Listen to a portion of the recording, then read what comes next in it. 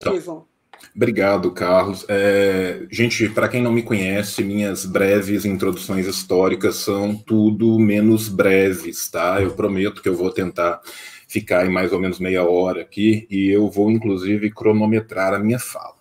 Tá? Então, assim, a primeira coisa que eu tenho que falar é que o estudo sobre a Coreia Popular no Brasil, ele já vem sendo feito há muito tempo e a gente tem que dar o nome aos bois, a gente tem que prestar os nossos agradecimentos, né? Eu sou formado em História, né? História e Letras Clássicas, fiz mestrado em História Medieval, trabalho com História Contemporânea hoje em dia, né? E tem muita gente que trabalha com Coreia há muito tempo, e citando, né, uma máxima medieval muito clássica, se hoje vemos mais longe é porque nos sentamos sobre os ombros de gigantes. Então eu quero agradecer aqui ao pessoal do CIJ, né, que depois fez o blog do Solidariedade à Coreia Popular, que foi muito importante para popularizar o conhecimento sobre a Coreia Popular no Brasil, ao CEP Songun brasileiro, né, o Centro de Estudo da Política Songun no Brasil, né, seu presidente, Lucas Rupp, tem um canal no YouTube do CEPS que é muito bom, o perfil do Lucas é ótimo para quem quiser acompanhar,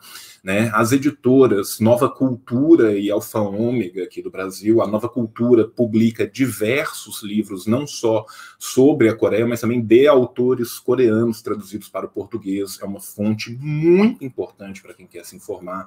A Alfa Ômega já vinha publicando esses livros há décadas atrás. Foi um trabalho muito pioneiro do pessoal da Alfa Ômega aqui no Brasil, que a gente tem que lembrar sempre deles, né? Existe a Associação de Amizade com a Coreia, a KFA-BR, né? Vocês podem procurar o grupo no Facebook. Por falar em Facebook, tem vários outros grupos grandes lá que acompanham a Coreia, o outro lado da Coreia do Norte, a Frente Brasileira de Apoio à Coreia Popular e o Coreia do Norte em Foco. Então fica aqui meu agradecimento a todos esses camaradas e companheiros que vêm se dedicando ao estudo da Coreia Popular para desconstruir esses mitos que nos são trazidos.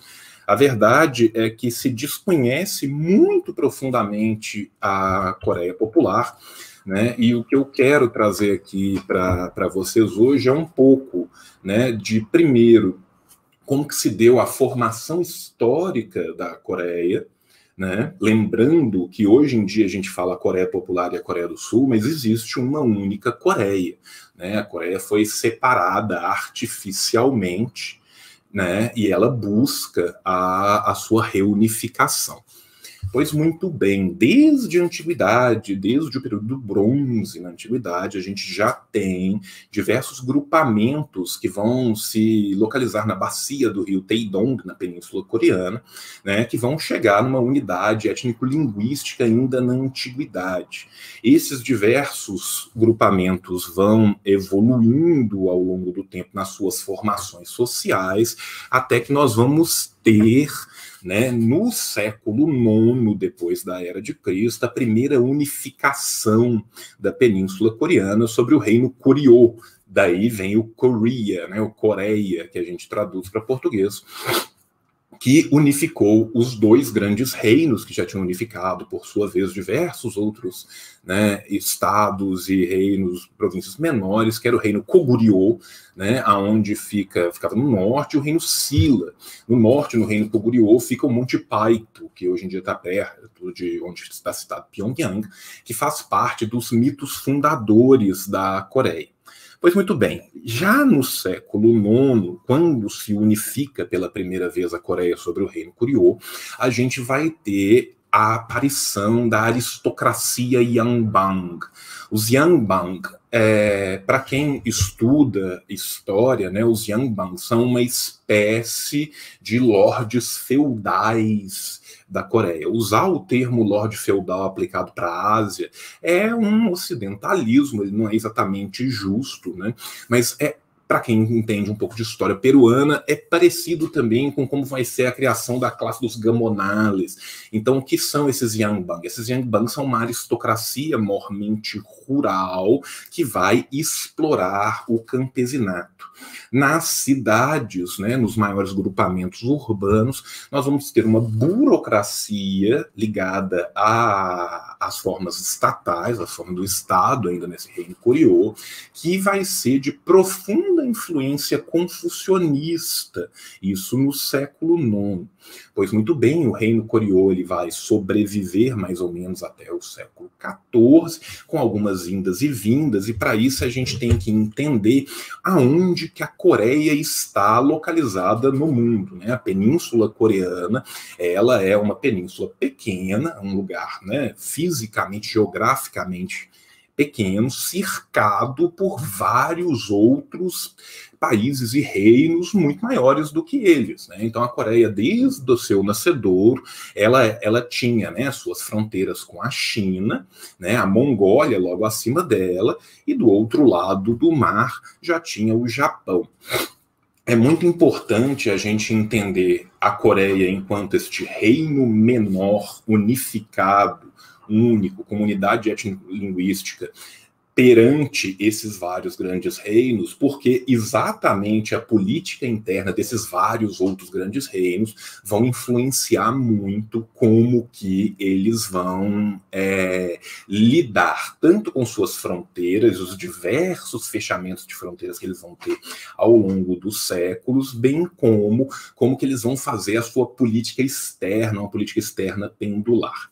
As idas e vindas dos reinos, e principalmente dos reinos circulantes, ou seja, a Coreia foi invadida pelos mongóis, a Coreia durante muito tempo teve problema com os Manchus, na fronteira com a Manchúria, muito ironicamente seria exatamente uma China unificada, a Manchúria seria extremamente importante para a independência coreana posterior e para a luta anticolonial japonesa, né? E a Coreia também sofreu com invasões japonesas ao longo da sua história. Pois muito bem, no século XIV, a Coreia vai ser unificada, vai surgir uma nova dinastia que vai se manter até praticamente, né, a virada do século XIX para o século XX, que é a dinastia Choson. Né? Quem fala coreano, eu não falo coreano, eu leio muito mal em Haigu, então a minha pronúncia com certeza não é tão correta assim, eu peço desculpa aos falantes de coreano. A dinastia Choson, ela foi extremamente influenciada pelo neoconfucionismo, principalmente por causa da histórica proximidade que existia entre a Coreia e a China. Seria já durante a égide da dinastia Joseon que a Coreia vai se tornar um estado tributário da China, no caso ainda durante a dinastia Ming, né? Porque ela vai criar uma ideia, e essa ideia vai seguir a Coreia em todo o tempo, que é uma ideia neoconfucionista, que é seguir o grande, ou seja, como um reino pequeno, enclausurado, encastelado ao meio de várias outras potências maiores, ela tenta se manter em boas relações com uma dessas potências, no caso, a maior dessas potências, a China, para exatamente, a partir de boas relações com a China, evitar os perigos fronteiriços. Apesar disso, a Coreia vai fechar as suas fronteiras diversas vezes ao longo dos séculos. Após os ataques dos mongóis no século XIII, que inclusive vão ser o que vão levar à subida da dinastia Joseon, a fronteira foi fechada durante um tempo. Após os ataques japoneses do século XVI, a fronteira foi fechada novamente. E também no século XIX, com o colonialismo europeu, né, o imperialismo europeu chegando até a Ásia, né, com tentativas de invasões dos portos, há novamente um fechamento da fronteira. Vão ser nos dois últimos quartéis do século XIX que a dinastia Joseon vai começar a ruir internamente. Isso vai levar com que aquela aristocracia Yangban que eu tinha falado suba ao poder e tente novamente, seguindo uma longa tradição do seu povo, fechar as suas fronteiras. Porém, essas fronteiras vão ser abertas à bala, né, já em 1873. Em 1876, nós vamos ter a ocupação da ilha de Kangwa pelo Japão, que vai levar, por exemplo, ao movimento Donghak, né, vai levar a revoltas camponesas na Coreia, que também fazem uma longa tradição na Coreia. A Coreia é permeada por revoltas camponesas desde do período que nós chamamos de Idade Média, né, que é o período dinástico do povo coreano.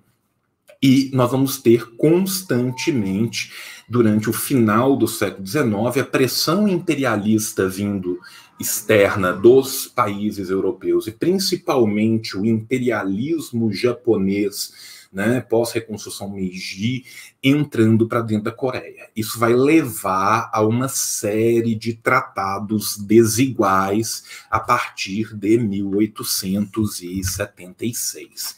Pois bem, esses tratados desiguais, eles vão de pouco a pouco minando toda a então existente autonomia e soberania da Coreia. Tá? O primeiro tratado desigual que o Japão vai fazer com a Coreia vai ser a respeito da questão comercial coreana e de como que vai se dar essa produção. Depois vão ter tratados desiguais sobre o controle do exército coreano, e a partir do controle do exército vão ser colocados, né, a própria burocracia estatal japonesa dentro da Coreia.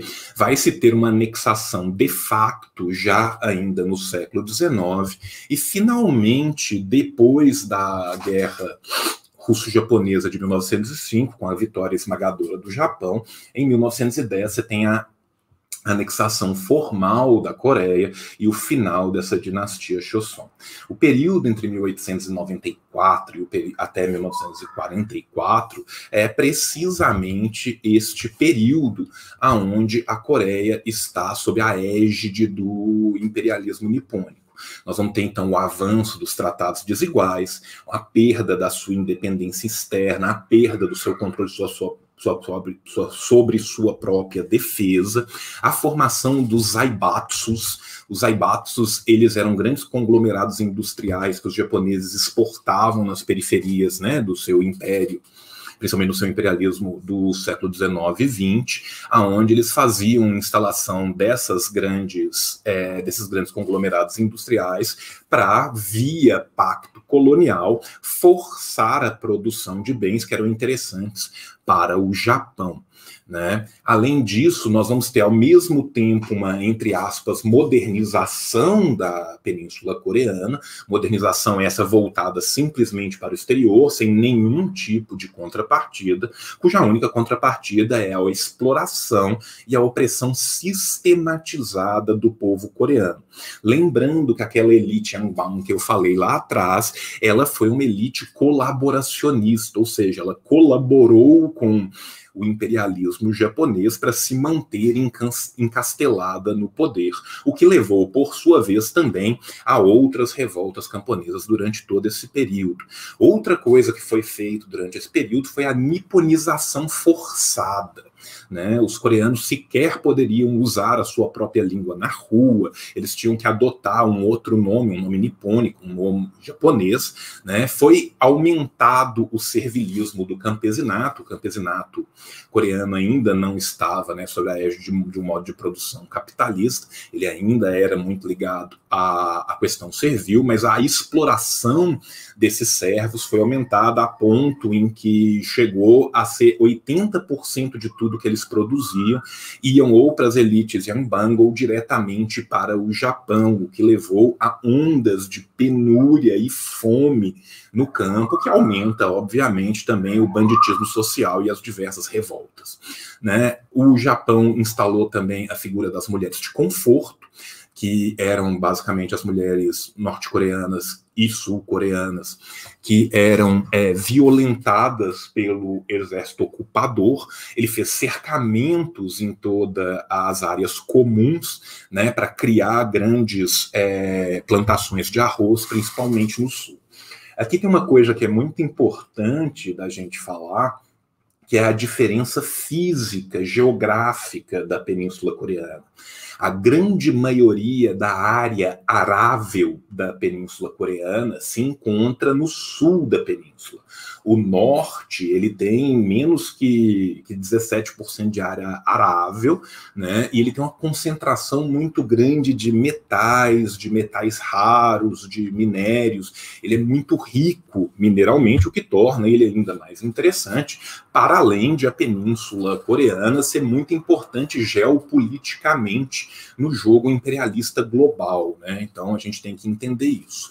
Para a gente fazer só algumas datas que são muito importantes, né, nesse caminhar do imperialismo nipônico, né, nós vamos ter em 1910 essa anexação formal, em 1919 nós vamos ter um grande movimento, já com o final da Primeira Guerra Mundial, né, que é o movimento 1º de Maio. A partir do movimento 1º de Maio, que foi uma sequência de revoltas que aconteceram dentro da própria Coreia contra revoltas anti-imperialistas, né, a gente vai ter uma cisão nesse movimento. Esse movimento vai ser brutalmente reprimido, e nós vamos ter uma cisão ideológica dentro desse movimento, onde de um lado nós teríamos, né, os liberais nacionalistas que vão fazer o governo provisório de Shanghai, dentre os quais o mais destacado nessa época será Man-Rhee, que depois virá a ser presidente, né, eleito pelo consórcio de 38 votos da ONU, do que viria a ser a Coreia do Sul, e do outro lado nós vamos ter, principalmente vindo do norte, né, uma influência de grupos já influenciados por ideias socialistas, dos quais o principal vai ser o Kim Il-sung, né? Isso vai gerar uma influência que vai aumentar ainda mais na década de 20, né, uma influência tanto russa por meio da Terceira Internacional, quanto chinesa, né, lembrando, né, que na década de 20 já vai começar a longa Guerra Popular Patriótica Chinesa, né. Em 1925 nós vamos ter a primeira fundação do Partido Comunista Coreano, mas que esse vai se dissolver rapidamente em 1928. Já a partir desse movimento 1º de Maio, que eu falei lá em 1919, nós vamos ter, então, o início da expulsão massiva desses elementos, né, revolucionários, ou ao menos reformistas radicais, como eram os liberais nacionalistas, do próprio território. Boa parte deles vai para o território chinês, ou para o território mongol, ou para o território russo. Vai ser principalmente a partir do território chinês, da fronteira com a Manchúria, que faz fronteira com a Coreia do Norte, né, com a parte norte da Península Coreana, que vai ser desenvolvida uma guerra popular e um exército revolucionário popular. Em 1930, nós temos a fundação do ERC, o Exército Revolucionário Coreano.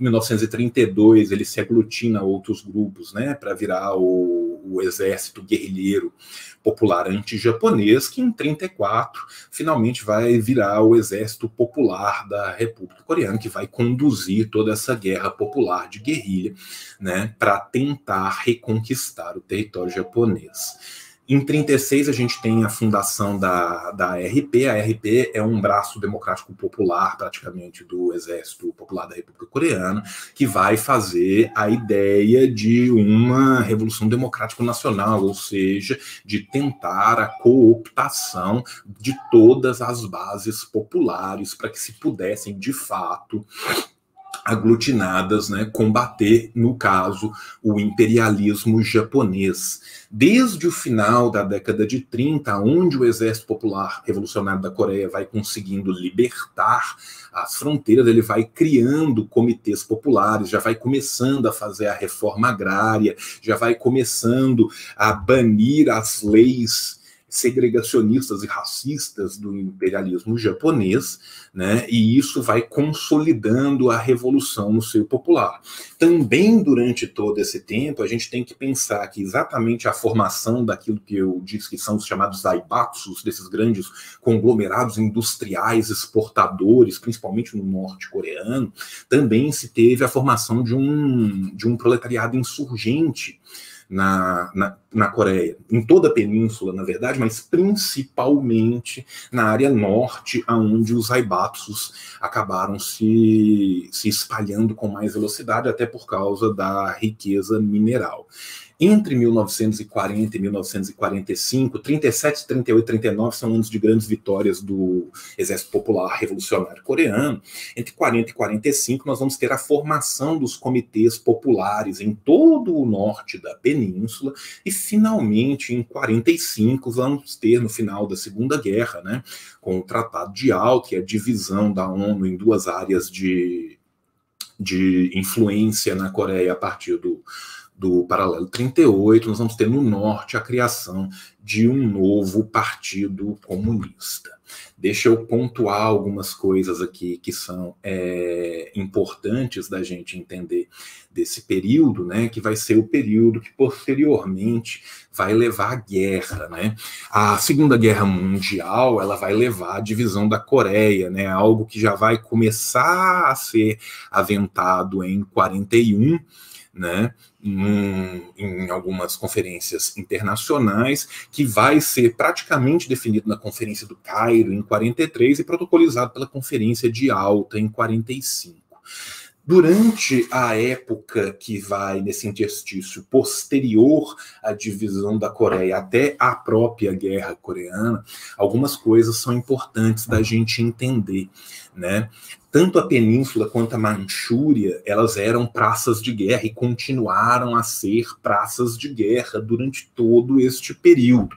A Manchúria, por causa da guerra popular do PCCH, né, do Partido Comunista da China, que vinha quase conquistando a sua liberdade, finalmente varrendo o Kuomintang, né? E a Península exatamente como essa área de influência, esse estado tampão dividido com uma grande tensão, ocupação de tropas de lado a lado, né?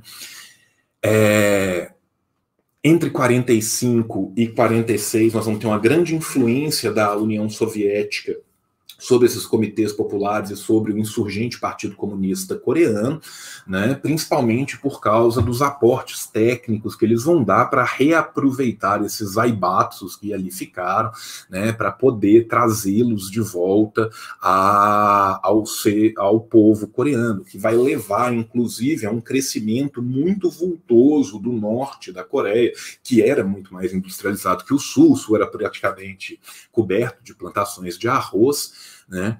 E vai ter um crescimento muito vultoso até 49. Entre 45 e 49 nós vamos ter essa escalada da pressão, uma vez que os Estados Unidos, né, as forças políticas dos Estados Unidos vão escolher a dedo o nome de Sin Man-rhee para a Coreia do Sul, que era um sujeito anticomunista, que depois que foi para a China ele se radicou nos Estados Unidos e lá viveu uma vida inteira. Enquanto isso, na Coreia do Norte, os três grandes movimentos que tinha era o Partido Democrático Choson, que era um partido cristão nacionalista, que tenta, inclusive, uma intentona e acaba sendo barrado, esmagado pelos comunistas e também pelos seguidores, né, do dogma Chongoyo, né, o chongoísmo na Coreia, ele vem daquela revolução que eu falei de 1880, que é a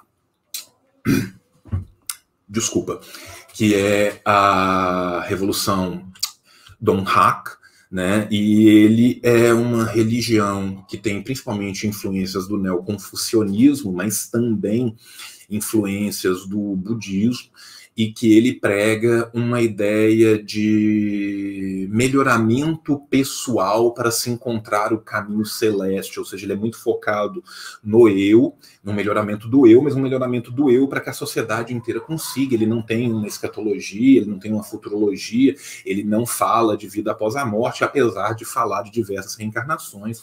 E hoje em dia essa é a religião mais seguida na Coreia, né? Os adeptos do chongoísmo têm quase 13% da população coreana, sendo que a maioria da população coreana não manifesta hoje em dia uma religião, apesar de o confucionismo e do neoconfucionismo serem muito importantes na formação cultural e numa formação cultural conservadora desse povo. Indo um pouco mais adiante, né, em 49, nessa escalada que a gente tinha já de de tensões entre o Norte e o Sul, nós vamos ter ainda em 48, né, a declaração formal de independência da República Popular Democrática da Coreia, que vai ser seguida à impostura da declaração da República Coreana do Sul.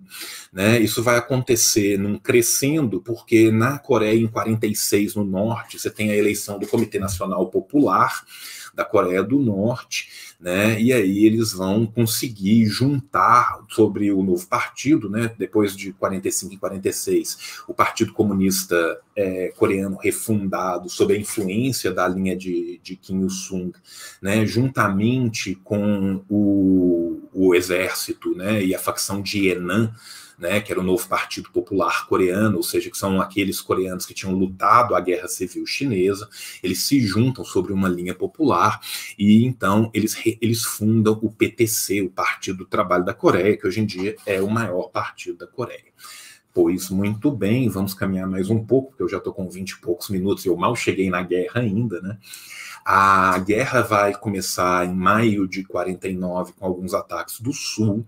Em junho de 49 nós vamos ter respostas do Norte. Por mais que a mídia ocidental goste muito de culpar o Norte por começar a guerra, a verdade é que os primeiros ataques foram do Sul, mas eles foram respondidos de lado a lado e já havia um escalonamento de tensões muito grandes. Em 1945, houve um aumento muito grande das violências no Sul por causa da dissolução dos comitês populares pelas forças americanas, porque os comitês populares tinham sido criados em toda a Coreia. Em 46, houve uma revolta gigantesca no Sul por causa do problema com as colheitas de outono, e em 48, né, a gente vai ter também vários movimentos guerrilheiros de 48 até 54 no Sul, desses antigos membros dos comitês populares, tentando libertar o Sul e reunificar a Coreia. Em 49, esses conflitos vão derrocar, né, nos conflitos de fronteira que vão levar à guerra, né? Infelizmente, o relatório depois da ONU, né, do Conselho de Segurança da ONU, vai culpar simplesmente o Norte, voto este que é dado com uma grande influência dos Estados Unidos. Começando a guerra no final de 49, a gente tem o périplo de Kim Il-sung, tanto pela China quanto a Rússia, onde ele vai angariar apoio para o esforço de guerra, e a ideia deles era fazer uma guerra muito rápida para descer até o Sul, reunificar a Coreia e expulsar os seus invasores. Lembrando que as tropas da União Soviética já haviam se retirado, o final delas se retira em 48, já começam a retirar a partir do final de 46. Apesar do plano de Kim dar certo num primeiro momento, eles chegam até Seul, a verdade é que o Exército Popular Revolucionário da Coreia, ele era um exército mormente guerrilheiro, não tinha essa experiência de uma guerra regular, e a partir do momento que os Estados Unidos entram na guerra, começa uma sequência de derrotas da Coreia do Norte, que vai sendo levada de volta até Pyongyang, até que Pyongyang vai ser completamente destruída. Vai ser durante esse tempo que a ONU vai fazer a sua famosa Resolução 84, né, que não se poderia cruzar o paralelo, e os Estados Unidos gastam 2 meses para romper a Resolução 44, cruzar o paralelo e começar uma política de extermínio e de terra arrasada contra a Coreia do Norte. Essa política de extermínio leva à morte de 4 milhões de pessoas, né, e tem uma tentativa completa de obliteração, não só da República Popular Democrática da Coreia do Norte, mas uma vez que a Coreia do Norte perde Pyongyang, volta para o norte, volta às táticas de guerrilha, principalmente ajudadas pelos exércitos que vinham da China via Manchúria, a Coreia consegue restabelecer um novo equilíbrio de forças nessa guerra e consegue descer de novo, chegando inclusive até Seul, no paralelo 37, onde vão começar as negociações de paz.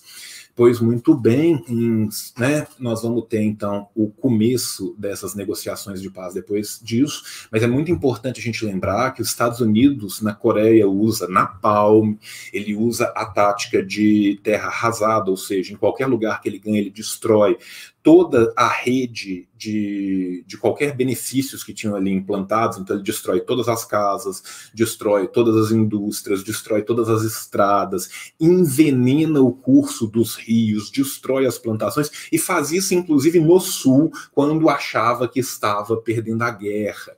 Bombardeios químicos com napalm, bombardeios químicos com fósforo, bombardeios das vilas, morte por desnutrição causada pela perda da infraestrutura, bombardeio de barragem para que as pessoas fossem mortas pela barragem que estava sendo destruída, destruição dos insumos, enfim, né? Toda uma série de crimes contra a humanidade que foram perpetrados pelos Estados Unidos na Coreia.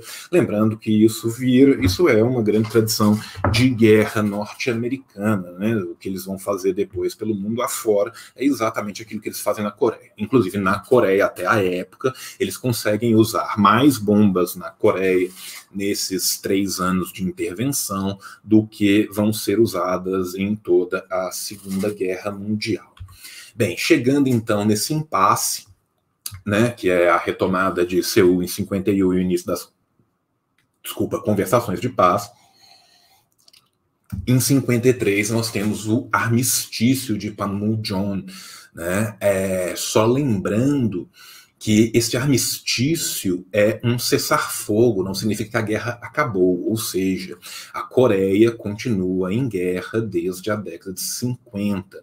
Imaginem vocês o que é você perder a época, 50%, 45% da sua população, ter o país completamente arrasado e passar 70 anos em guerra declarada, esperando a qualquer momento que essa guerra volte, com o seu país cercado por frotas da maior potência imperial do mundo, com armas nucleares instaladas no sul, apontadas contra o país, e com a marinha americana deixando estacionados ao menos 30 mil homens na Coreia do Sul a qualquer momento. É isso que enfrenta a Coreia do Norte há 70 anos.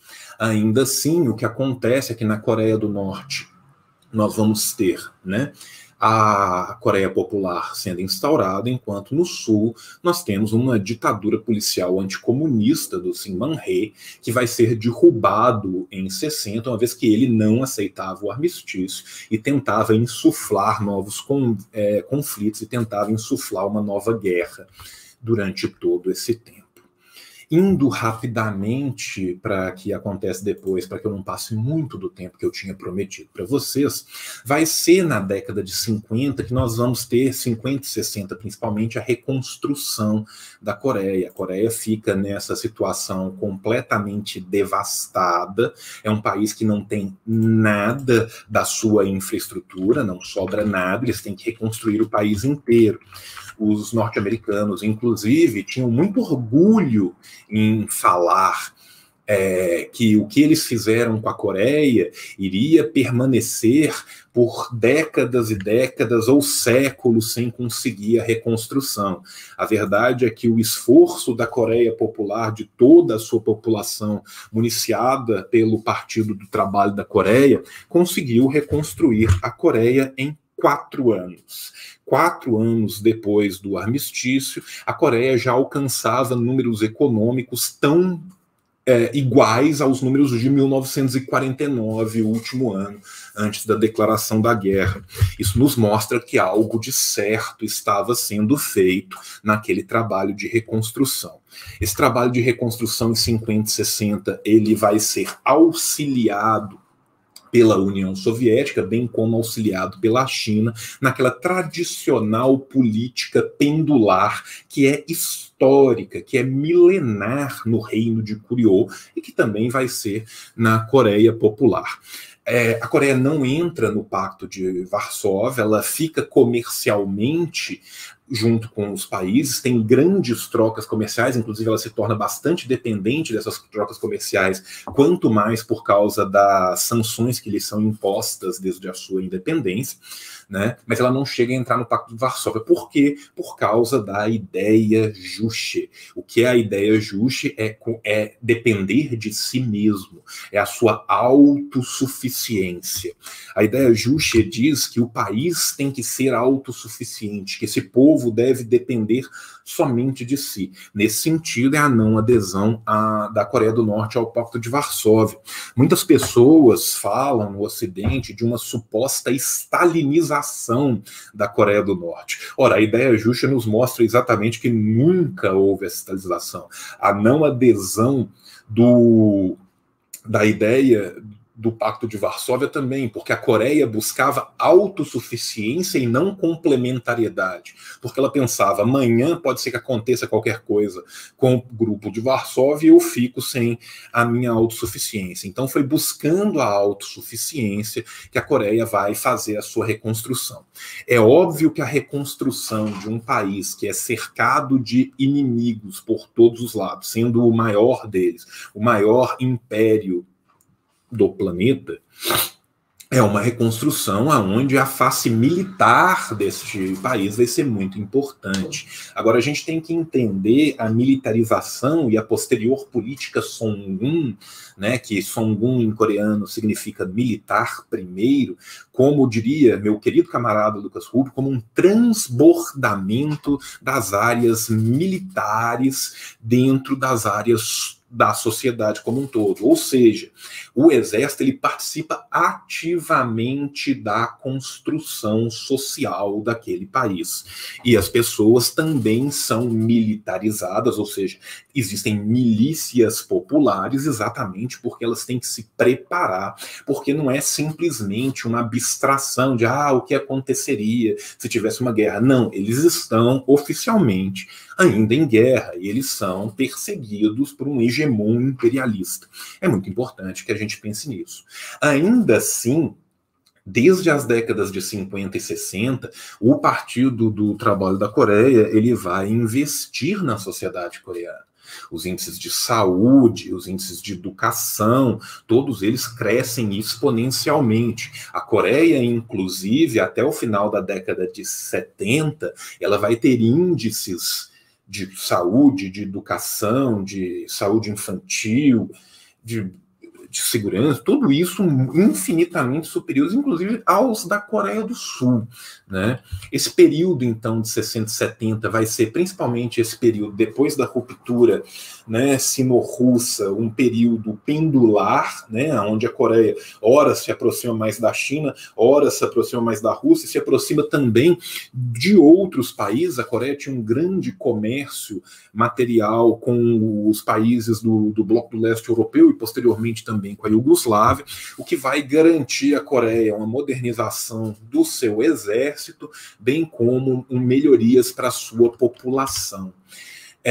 As décadas de 70 e 80, principalmente com os baques do sistema capitalista na década de 70, após as crises do petróleo, bem como a quebra do padrão ouro, leva a um recrudescimento do sistema internacional e a aumentar um bloqueio cada vez mais sistemático contra a Coreia. Isso vai começar a ter os seus primeiros efeitos já na década de 80, também com os problemas econômicos dos grandes parceiros coreanos, que também passam a mudar a forma que eles faziam essas trocas. Muitas vezes essas trocas eram feitas até então de bens por bens, e aí eles passam a precisar de moeda para intermediar essas trocas, o que faz com que a Coreia do Sul, a Coreia do Norte, me perdoa, a Coreia Popular tenha grandes problemas em angariar esses fundos. Isso já vai começando uma decadência econômica. Finalmente, nós vamos ter, então, o pior período da da Coreia Popular, que é o período da árdua marcha, aonde a política Songun vai ser tão importante para essa reconstrução. A gente tem que pensar aqui que com a queda da União Soviética, com a queda do bloco que a ela se ligava, da noite para o dia, um país que sofria constantes sanções de todo o mundo ocidental perde 40% dos seus parceiros. E os que se mantêm, como o Vietnã, por exemplo, passam a cobrar em dinheiro e não em troca de produto desse país. Foi, então, uma década de extrema penúria que os próprios coreanos chamam de a árdua marcha e da qual eles falam com muito orgulho, porque eles se uniram enquanto um povo, se uniram pela política Songun, ou seja, o militar primeiro. Por quê? Porque eles entenderam geopoliticamente que se eles não conseguissem a sua independência nuclear, eles seriam eventualmente tragados pela potência, pelo hegemon que ali se configurava, e aí sim, de forma hegemônica. Aí sequer o mundo estava sob uma égide política, geopolítica internacional bipartite. Em 1990, todo mundo lembra, Fukuyama, fim da história, o capitalismo venceu, né? Então, este é um momento pelo qual o povo coreano tem que se unir, de fato. E outra coisa, vamos pensar o que são sanções aqui. Sanções são sanções para qualquer tecnologia de uso dual.